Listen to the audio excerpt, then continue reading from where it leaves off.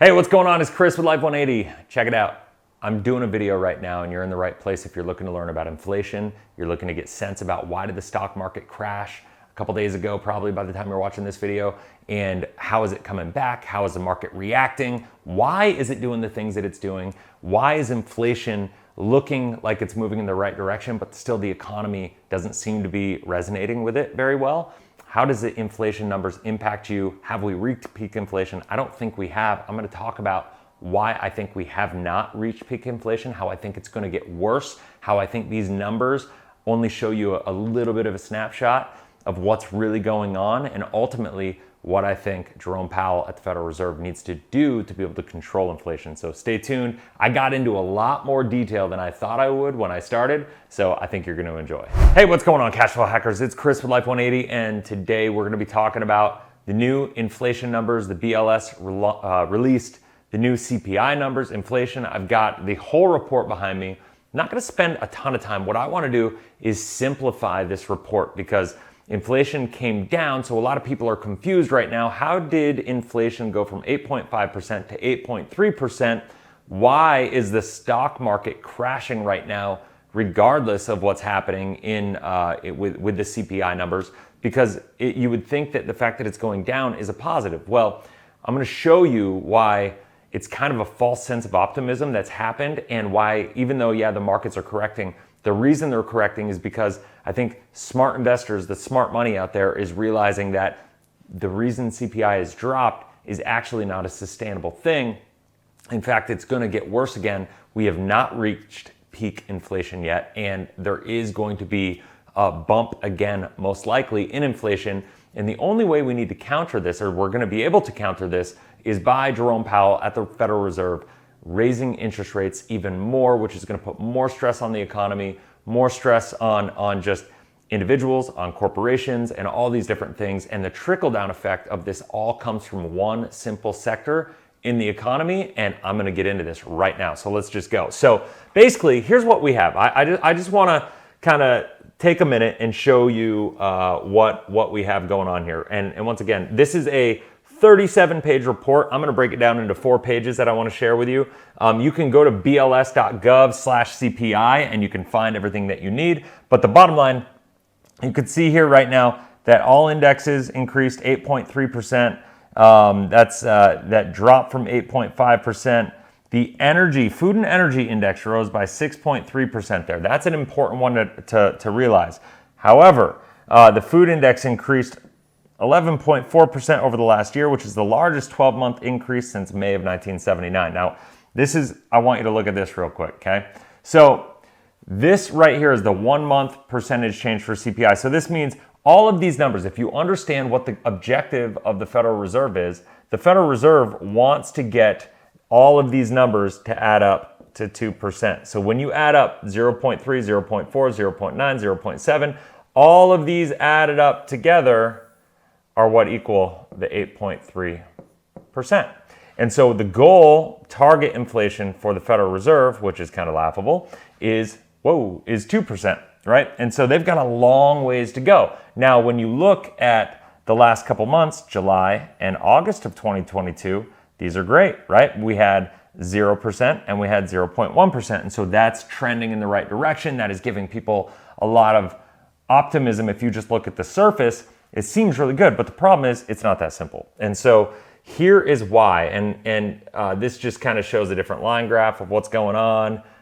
This is all items, less food and energy, but let's face it, that doesn't really matter because food and energy are what drive the entire economy. And this is where I want to start the real conversation here. Energy inflation right now, the cost of gas, the cost of everything is the most important factor that is trickling into the rest of the economy. Because think about it this way. When we look at this, energy index fell 5%. The energy index fell 5% in August after declining 4.6% in July. Okay, here's what we want to look at now. I'm going to go to the next page. Okay, focus on these areas. Now you can see here, and I'm going to zoom in so you can see it better. August of 2021 to August of 2022. So this is a year over year. And the right column is a month over month. So July 2022 to August 2022. So here's what I want you to take a look at. Energy right here going across, right there, you can see year over year, we're at 23.8% for total energy. We can look at fuel oil is grown 68% year over year, but it's negative 5.9 month over month. We had a little bit of a contraction. It goes back to this gasoline, regular unleaded. You could see it's negative 25.8, 25.8 positive, but it went negative from July to August, right? So you can see it goes across the board. Other motor fuels, electricity, right? 15.8, but it only went up 1.1 there, so it slowed down.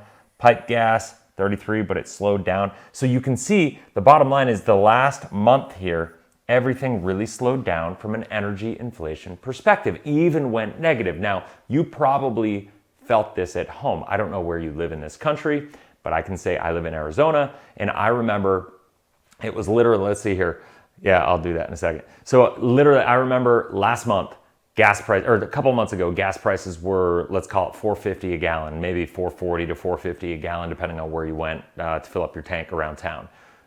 Then over the end of July and through August, gas prices went down for a period of that, for a moment in time. They went down. I got gas at Costco for as low as $3.29 a gallon, right? And so that's a significant drop. If you were to look at that from an inflationary perspective, $4.50 to $3.30 is a drop of, like, let's call it 25%. So month over month, that's a huge drop in this category right here. However, that's not a long-lived thing, because you can see right now the gas prices that were $3.30, let's just call it, in July, August,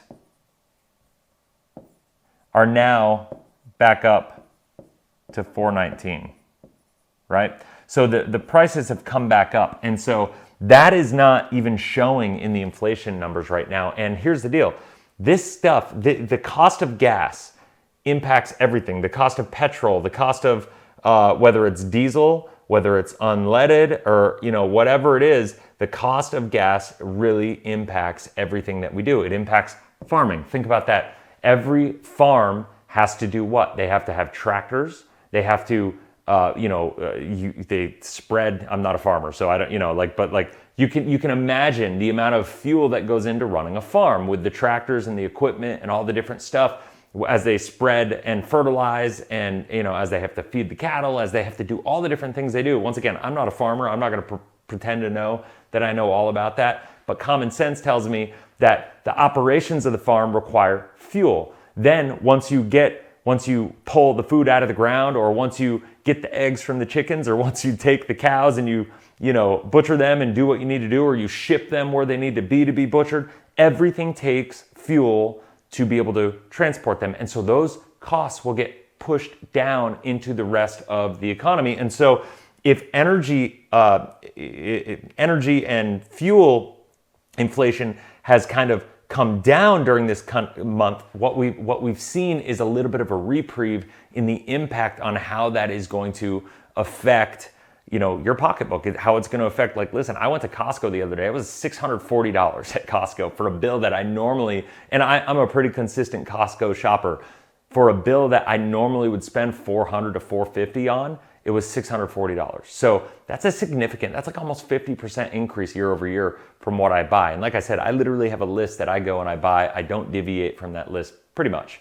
But it's important to understand. So when we think about transportation, as we import items from China, as we import items from Taiwan or anywhere else, as we manufacture goods in California or on the East Coast or even in the Midwest, we have to ship those items all over the country. How do we ship them? Typically, most people don't realize most things are still shipped across the country in tractor trailer trucks. All you have to do is drive across I-40, drive across I-90 in the Northeast, I-80 across the Midwest, 74, there's all these routes. I've driven from Arizona to Vermont 12 times. So I know all these routes. And so the bottom line is, you drive on these roads, you're going to see tractor trailer trucks all over the place. Those are the trucks that are feeding all of our habits of purchasing, and it's our supply chain, and it's all these different things. But the bottom line is, this fuel inflation is, once again, giving a little bit of a reprieve, but it's going to rear its ugly head, because these numbers right here are coming back into play. This gas price, these numbers, we've had a little bit of I guess a reprieve is the only way to put it. And so even with these negative numbers right here, you can see even with the negative numbers right here, right? These negative numbers, this inflation is still super high. What's crazy to think about is that as these numbers bounce back up and get higher, the impact that it's going to have on like the rest of the world, on food. Let's take a look. Let's take a look. Just, I'm not going to spend a ton of time in it because I don't want to. I got to get to the right area here.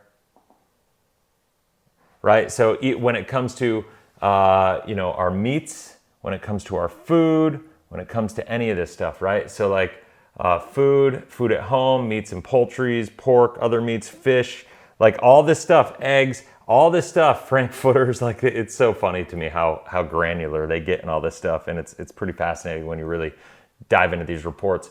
But like seriously, fruits and vegetables, inflation 20% year over year, but monthly, 0. Do you think that's a coincidence, right? Like when we look at this, everything rises and falls based on inflation. Cheese, 13%, 0.8%. Whole milk, 16.1, 0.5. Like, so you break it down, everything had kind of a retraction or went backwards over the past month. And the reason is all because of fuel. That really everything. Let's take a look here. Apparel. I don't know how this is going to look. This is the first time I've looked at this. 11.5, 0.4. So once again, 0.4 times 12 is 4.8. So that's still, it slowed down. Like the impact has slowed down significantly. So there's, this is an interesting one. Jewelry and watches. Look at this. The fascinating part here, negative year over year. Jewelry here alone, 1.2 negative 0.4. Let's talk about this for a second. I didn't even plan on going here. So why do you think it is? The rest of the world is inflating. Food costs are going up. Cost of life and you just living your life is going through the roof. But yet jewelry and watches are going down. It's because people don't have the money to spend on them. They are not prioritizing spending money on anything. And so if you understand inflation, it's only a function of supply and demand, period. And so if we have less demand for jewelry and watches because people are saying, wow, I probably shouldn't go buy that watch. I shouldn't buy that necklace or that jewelry because I got to allocate that money elsewhere in life. And I'm worried about maybe saving for a rainy day because I see a recession or a depression on the horizon.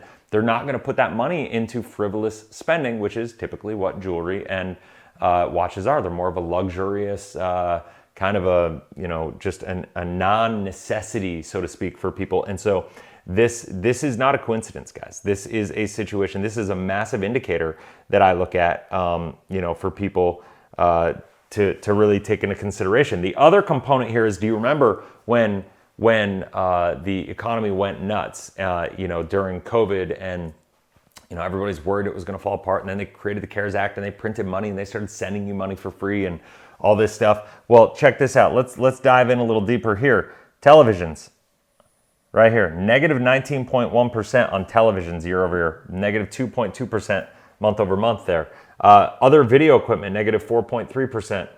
It's good for me. I'm getting all my stuff to do all this cheaper. Let's see here. Recorded music subscriptions are going down. You can see this is recreation. No, video and audio products. I'm trying to see here, but I'm trying to see if there's anything else negative that makes sense and anything. Nope. So once again, televisions, other audio equipment. I remember there's going to be a smartphones one somewhere. I probably got to go to the next page, but negative 19% on televisions. That tells me alone, people just aren't prioritizing doing that. And you can see when you go to Costco, you can see when you go to Walmart or Best Buy or any of these places, the TV prices, just go look, spend a little time. They've come down and there's no getting around that. So let's see here. I want to see if I can find the smartphones.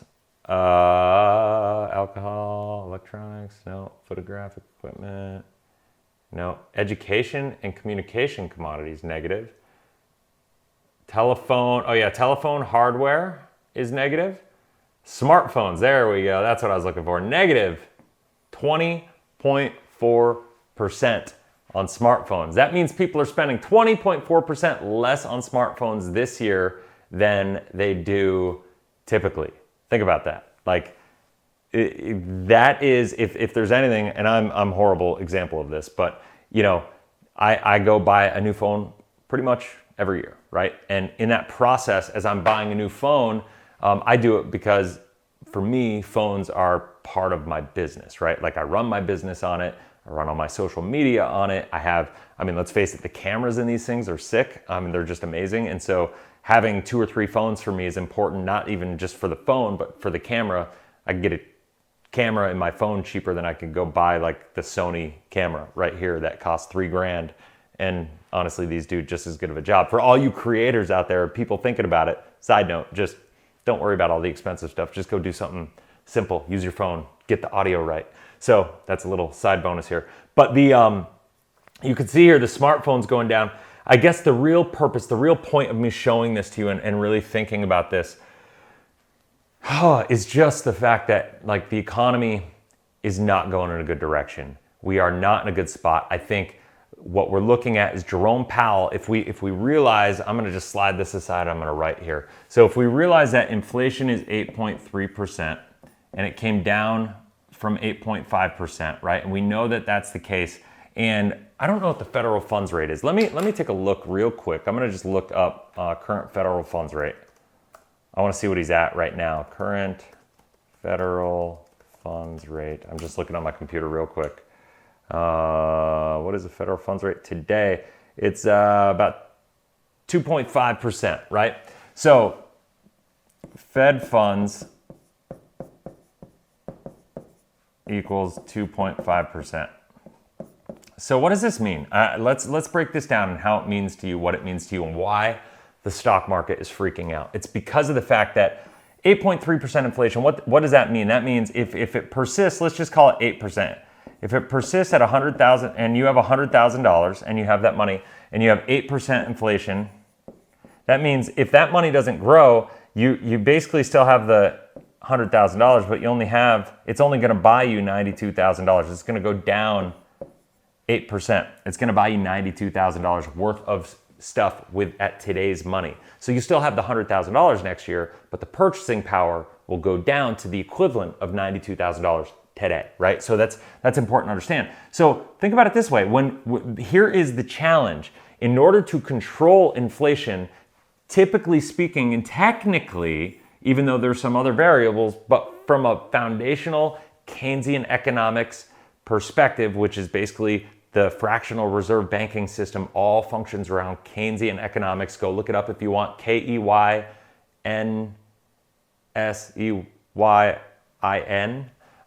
economics. It's a guy named John Keynes. And so basically what it's saying is, if you take this 8.3 minus 2.5, what is that? It's 5.8, right?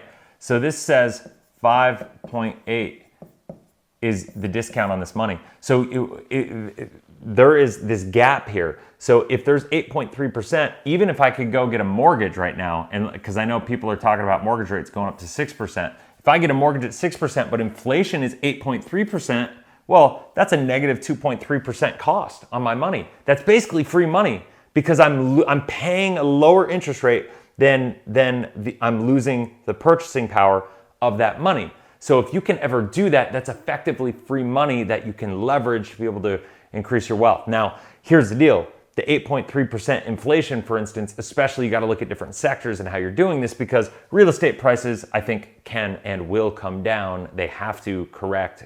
Things don't go up in the way that they did without correcting at some point in time. That's kind of a principle of the universe that is non-negotiable. And so I'm trying to think of what else I want to say. You know what? It's all good. As I look at this and as I think about it, I think what it comes down to is to understand, principally speaking, that we need the 2.5% Fed funds rate. I'll just do FFR. We need that to be greater than, higher than inflation, right? If this 2.5 is not higher than inflation, then we're going to still have a really challenging time controlling inflation. Now, here's the deal. If we can we've had, since 2009, we've had the worst monetary policy in the history of the world. From 1979 or 1980 through 2008, interest rates dropped and dropped and dropped. Their federal funds rate was over 19% and it came down all the way to zero. And then in 2008, the market crashed. We had the Great Recession. In the recovery, things looked okay. And then 2011-12, things got rough. And what happened is they started quantitative easing. They did quantitative easing 1, 2, and 3. They printed trillions and trillions of dollars. They injected that money into the economy, into the reserves of banks, into the reserves of corporations, and everybody felt really good. And we had this stimulus in the economy, and it seemed okay. But the bottom line is you can't just print that money and create it out of nowhere with no production, right? Then we had COVID happen. And when the pandemic happens, well, guess what? Now it made it even worse. The market crashed again. And instead of letting it crash, we did what was worse is we printed more money and we put it into circulation. We put it into the hands of consumers. They spent that money. They weren't responsible about it. They spent it on home upgrades. They didn't put it into reserves for their house. They didn't do any of that nature. What they did was they spent it on flat screen TVs. That's one of the reasons flat screen TV inflation is coming down so fast, because people overspent for a time. Now they're realizing, like, holy crap, I probably shouldn't have done that, you know? And so the principle, if we go back, history has a habit of repeating itself. And if you go back to 1979, the interest rate was at 6%. Okay, that's the federal funds rate. Okay, what happened is inflation hit 13%.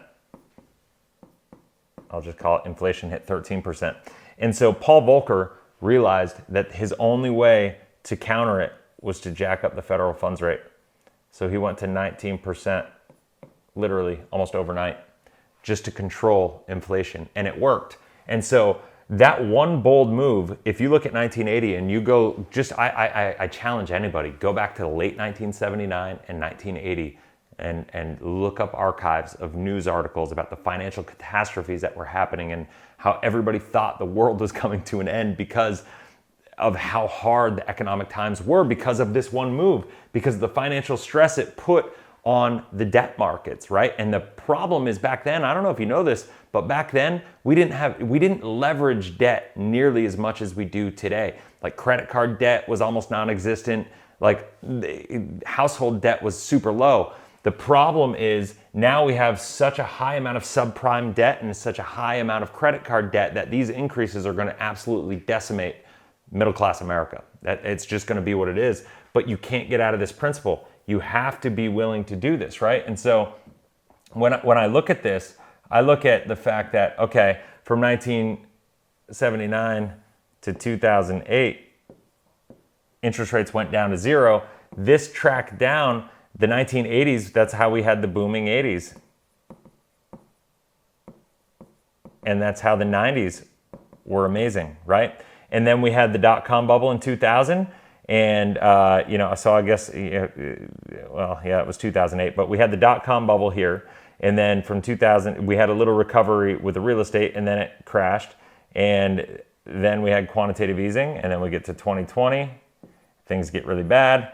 It recovered, and, now inflation is going out of control. This whole time, we printed all this money, and we injected all this money and kept interest rates artificially low. When artificially low interest rates, as interest rates go down, and as we keep interest rates low, and as we print money, that artificially gives people a sense of confidence and inflates asset prices. And so as this has happened, there's no fundamental reason that, that we should be in good shape, because there's not really been much productivity. So now what's happening is inflation is going up like to 8% here, and we still have federal funds rate down here at 2.5%.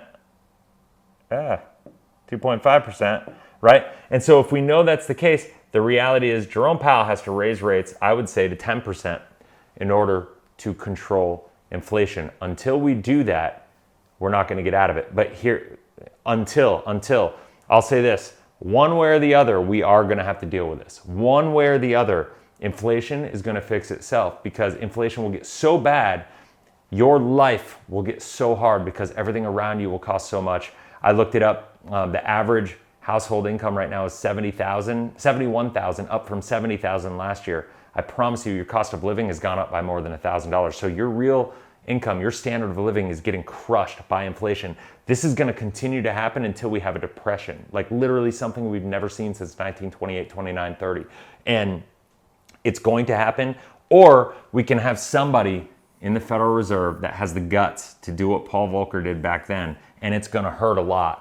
But if we do it, we can reset the financial foundation, we can get where we want to go, get where we need to be. So anyway, I hope that makes sense. I hope that gives clarity around it all. If you have any questions about anything, comment in the comment section below. If you haven't already, make sure you subscribe, hit the bell that way you're notified as I launch these videos. I'm going to do my best to try to keep updating everybody every single month on what's going on, as any pertinent, relevant news stories around this financial policy, economics, inflation, how it impacts you, what you can do, how you can take advantage of different strategies in the markets to be able to get to where you want to go.